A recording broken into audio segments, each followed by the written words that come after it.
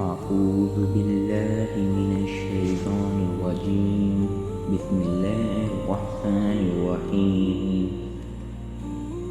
الرحمن علم القرآن خلق الإنسان علم البيان.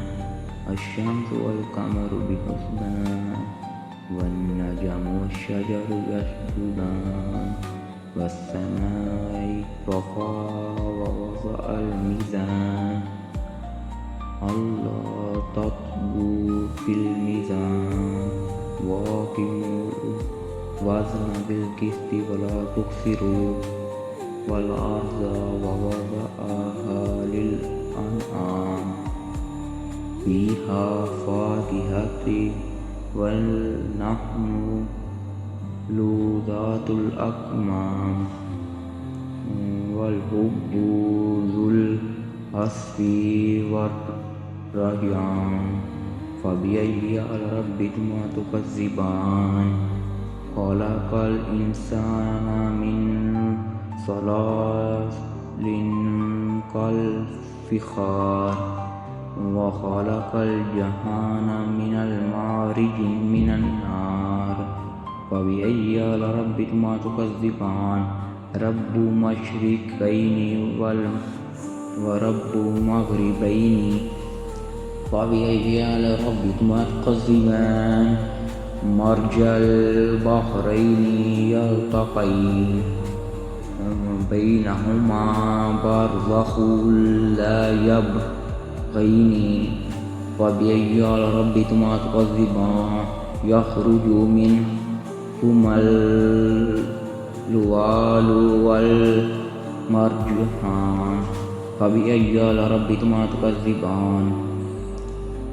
وله الجوار المنشآت في البحر كالأعلام.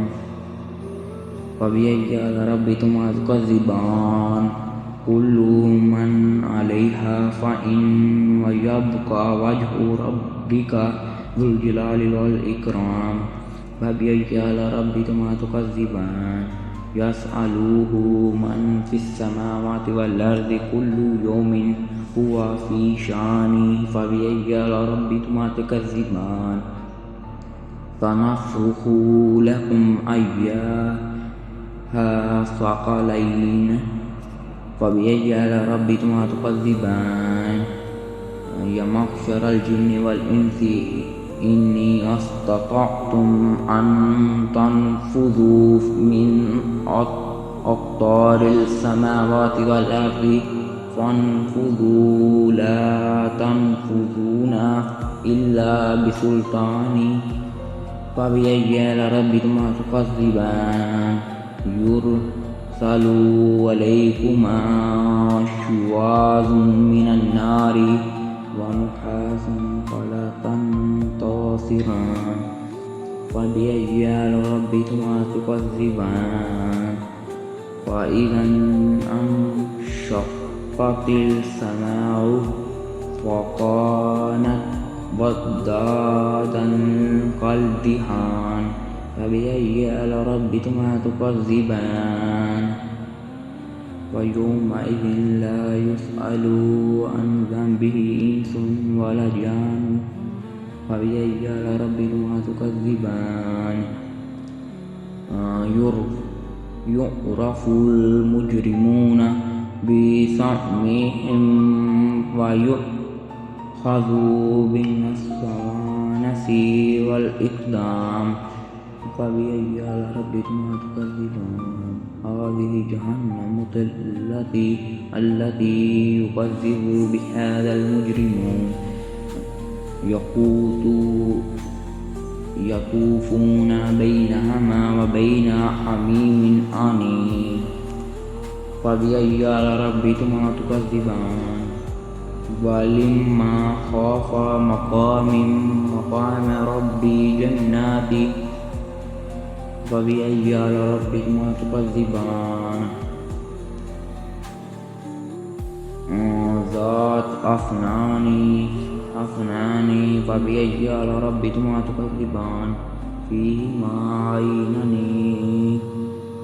تجرين فبأي آلاء ربكما تكذبان فيهما من كل فاكهة زوجين فبأي آلاء ربكما تكذبان متكئين على فراش بطونها من استبرق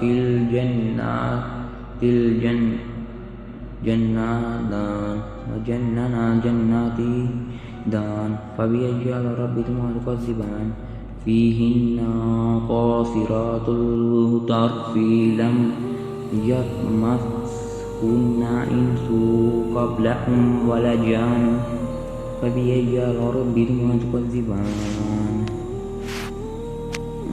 كأنهن ياقوت والمرجان فبأي آلاء ربكما تكذبان هل جزاء الإحسان إلا إحسان فبأي آلاء ربكما تكذبان ومن دونها جنات فبأي آلاء ربكما تكذبان مدهامة فبأي آلاء ربكما تكذبان فيهما عينان نضاختين فبأي آلاء ربكما تكذبان فيهما فاكهة ونخل ورمان فبأي آلاء ربكما تكذبان فيهن خيرات حسان فبأي آلاء ربكما تكذبان حور مقصورة في خيام فبأي آلاء ربكما تكذبان لم يطمثهن إنس قبلهم ولا جان فبأي آلاء ربكما تكذبان متكئين على رفرف خضر وعبقري حسان فبأي آلاء ربكما تكذبان تبارك اسمك رب ذو الجلال والإكرام.